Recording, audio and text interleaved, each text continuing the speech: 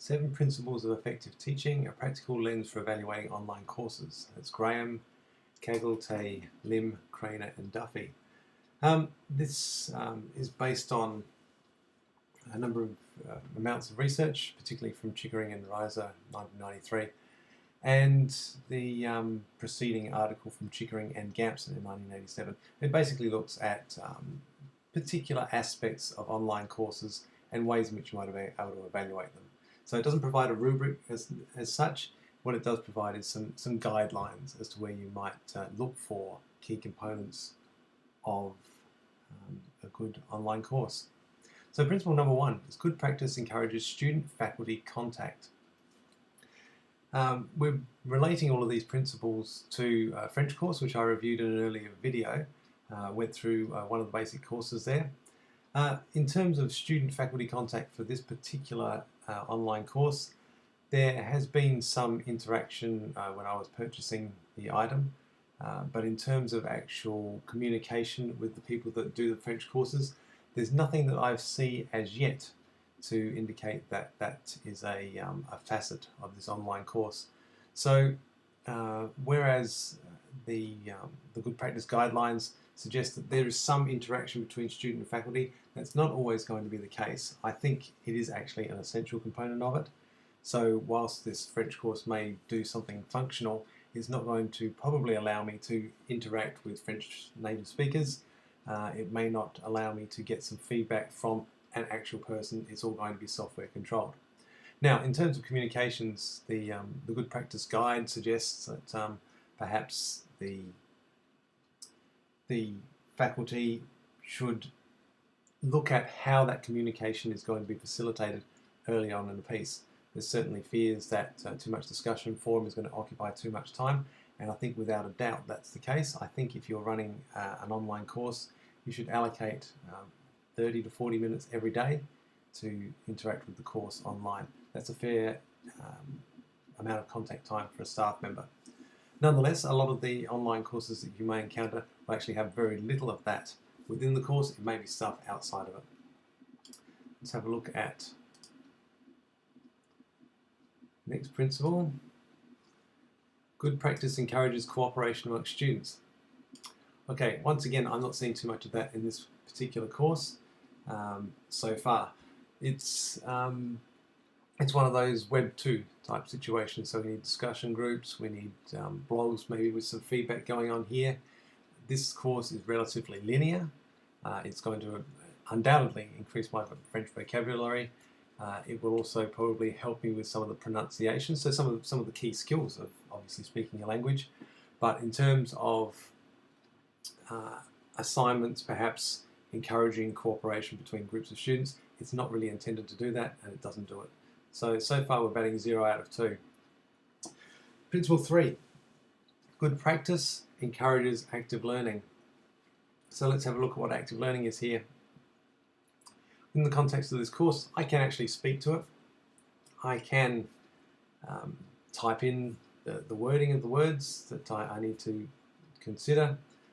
But in terms of presenting in front of other students or interacting with other students, we've already discussed that that doesn't really occur in this course. But there is definitely some sort of active learning going on here, particularly if I can get the language software configured so that I can actually speak to it. I think there's a chance probably within this course that you'll be able to hear yourself speaking, and that will be a very active approach to learning. In terms of the things that are talked about in Principle 3, it doesn't really address too many of those. It doesn't require any presentations of work. It doesn't require anything to be presented synchronously or asynchronously, really. It's merely an interaction with some software. So I'll give it half a mark for that one. So we're batting 2.5 out of 3. Good practice gives prompt feedback. This is where this particular course does quite well, I think. It doesn't give personalised feedback as such. There's no person behind the scenes that's going to come forward and say, hey, you're doing a great job, but you might just want to work on the pronunciation of some of these things. But what it does do is it does provide the exercises that have been assembled here. They are pretty good in terms of the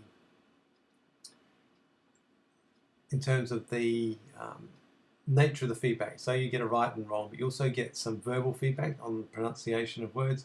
You get some feedback on the context that some of the words fit into. So all in all, I'd say that's not bad.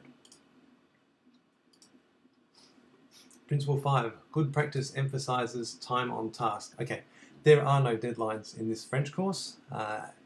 The likelihood of someone completing this is probably relatively minimal, I would think. It's probably like a distance education course in interior decorating. It's something you're really, really interested in. But when it actually comes down to putting in the hard yards to do it, without deadlines, without a person behind the back of this thing, interest is probably going to wane. If, however, you have a deadline such as you're going to France, which would be lovely, of course, not true, then you've probably got your own incentive, your own internal motivation to proceed on that. So I think doing these sorts of courses, you need to be able to set yourself an internal deadline. And I think that's one of the biggest problems with the MOOCs as they are currently running, is that there's a lot of hemorrhaging of students doing it. There's massive amounts of students starting it, but they hemorrhage left and right, mainly because they don't have a deadline within themselves necessarily to make it worthwhile. So time on task, good practice emphasizing time on task. I don't think so. I don't think the software or this online course does that. I think internal motivation would definitely provide that if that was the key driver for someone doing the course. Good practice communicates high expectations. That's kind of interesting. As we saw, there's a little gaming side to this, so you can get some points, and that will appeal to a lot of people. The chance to excel, to get these extra points. I don't know what you can possibly get with them. Probably nothing. You probably get some little French tokens or something like that to make it amusing for you. But nonetheless, they are definite drivers, particularly of young people. Game-based approaches to teaching are just beginning to be explored seriously with electronics. Board games and things like that have been used for quite a while, but not with a great deal of acceptance. And some of you may well have used games in your classes. So I don't think this course necessarily communicates high expectations directly, but then again, the high expectations probably come from the user, not from the actual bit of software. But I think it definitely encourages you to meet some expectations, and it might actually raise the bar a little bit because of this gaming side of things and the scores that are being talked about. Little counts about how good your vocabulary are as well. All of these sorts of things, real game-based approaches. So I'm going to give that one a mark for that, because I think it does communicate high expectations, not necessarily in the way that we would do it in an academic course, but certainly within its own confines, it does a reasonable job. Good practice respects diverse talents and ways of learning. There's images on here, there's sound, there's the ability to be able to type in things, there's the ability to be able to speak into it. So it's actually adopting quite a few learning styles. The reason I didn't choose the speaking to the computer learning style was mainly because I was too lazy to set up my microphone and set up whatever process needs to go into place to make this work properly. I'll investigate that further and report back if it's of interest. So I think it respects ways of learning. I think it probably respects diverse talents because it starts off at a very, very low level, which is exactly what some people will require. And so I think it does quite well there. So Principle 7 does well. Principle 6 I think does okay.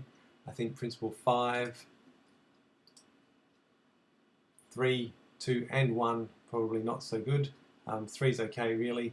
And prompt feedback, I think it does a good job with that. So that's where we are with this course.